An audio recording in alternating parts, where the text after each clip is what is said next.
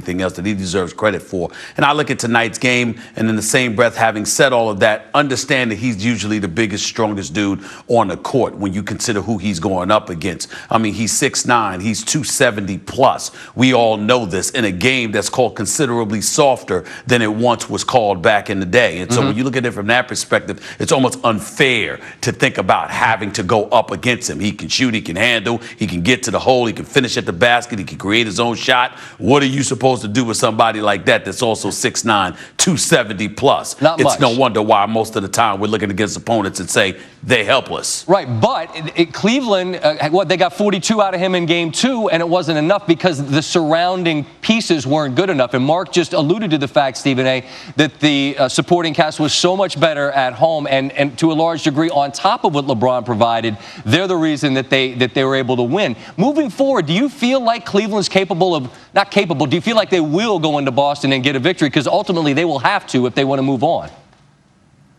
My honest answer, Scott, is that I'm not sure, because the fact that Boston wasn't blown out tonight, that they were scrappy all night long and maintained some competitive fervor, they were in this game, that leaves me cause to pause to some degree. J.R. Smith hit about 3 3-pointers.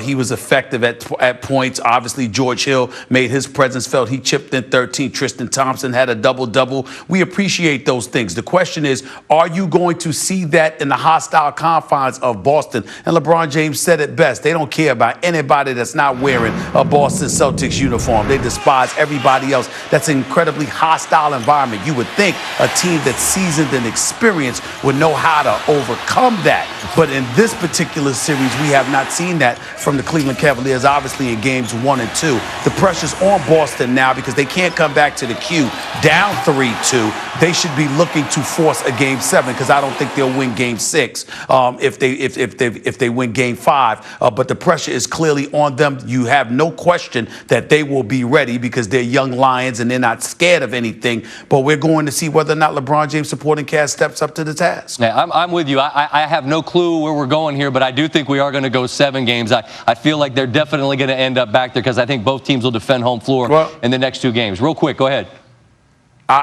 I will tell you this, and I'll say this on First Take tomorrow. Let me tell you something right now. If this goes 7 games, I don't think the Cavs win a game 7 in Boston. Okay. I don't think this supporting cast in Cleveland this year would show up for a game 7. They need to win this in 6. All right, that's a tease for First